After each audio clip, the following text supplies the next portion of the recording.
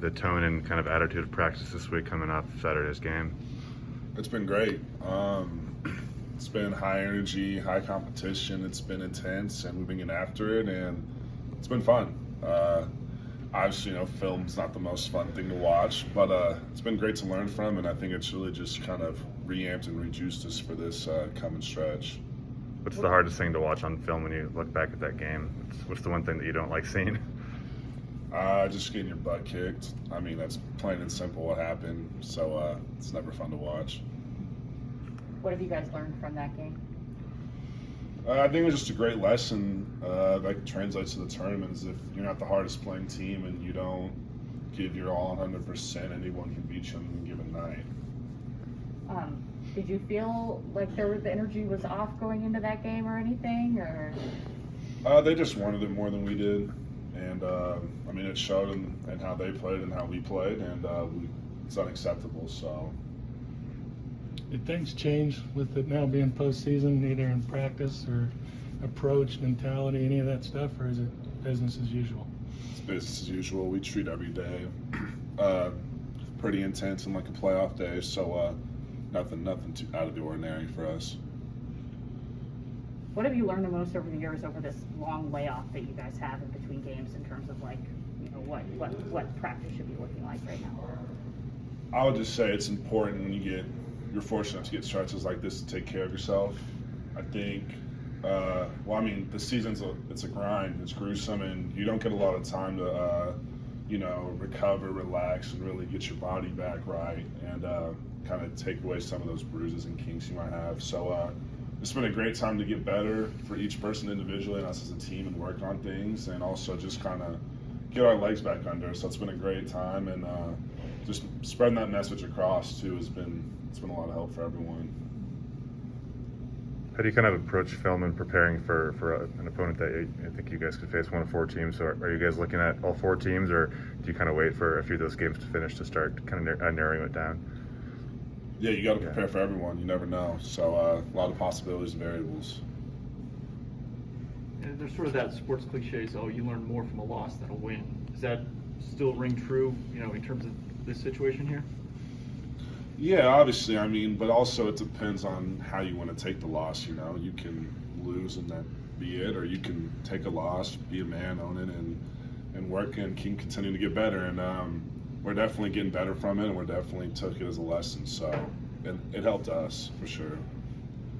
St. Mary's obviously on the opposite side of the bracket. Would you look forward to getting a rematch with them if that were to happen? Whoever we play, it'll be fun. So, but we got a big task in San Fran or BYU most likely. So we got to prepare for that first. With so much experience for you guys in this time of year with both the WCC tournament and the big tournament, does that help some of the younger players like Chad, Nolan, guys who haven't been in the postseason of college basketball yet? Yeah, for sure. Those guys are very mature for their age, and they understand the severity of things. But I think that's just a testament to how Coach treats practice every day and just how we approach things as a team, and just kind of a culture that we have here. So they're for sure ready for the big moment. And how much different does it feel getting ready for the postseason this year versus a couple years ago when it was your first time around? Feels the same, honestly. Didn't get to experience it obviously freshman year, the full effect, but it was good for us in Vegas my freshman year. So it's kind of just how we prepare every day for it. It felt like another game for us. How different are the 3 teams you've played with? You get the true shift from the one season, and then last year with the undefeated run, and now this one. And does this team, do you feel like it has better equipped for March in the tournament compared to? I don't know if I would say that. I would say each team was different and unique in its own way. So, obviously, like last year's team, we had a crazy ability to spread the floor and really just space it out. And this year, we didn't really have any rim protection, So, this year you've a guy like Chet, who's one of the best rim protectors, if not the best rim protector in the country. So, Coach just does a great job of adapting with the team that he has. He doesn't put a square peg in a round hole with his teams. He adjusts and makes what works best for each team. I think that's just a testament to how good of a coach he is and how good his staff is. Is rim protection a bigger deal in the NCAA tournament? Because you're usually going to see good bigs every game, right?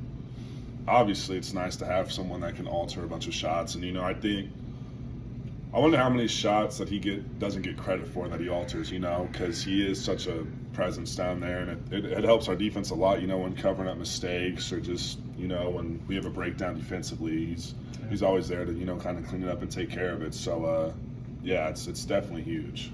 Should be a stat for that. Yeah. I mean, No, influence for real. shots, yeah. Yeah. Do you guys prefer one of those two teams as far as playing BYU or playing USF? I know you've had closer games with USF, so what's kind of your scouting outlook on both of those teams if you happen to see them on Monday? It doesn't matter who we play. They're both really good teams, and they're going to be hard to beat. That's how every game is in this conference. But we obviously had closer games with San Fran so far, and they're a really good team. They shoot the ball really well. They have good size as well. And then, BYU plays fast, and they're capable of getting hot anytime. So they both present different challenges in their own ways, but they're both really tough out. So we're looking forward to the challenge. You and Anton might be the only guys who've had fans in that building in Vegas. Last year you didn't. How nice will it be to have the sport you're probably going to have down there? It'll be awesome, and then it's also just comforting, how well Zag Nation travels. It doesn't really feel like an away game. It kind of feels like we're kind of like half of a kennel sometimes, so it's a lot of fun for sure.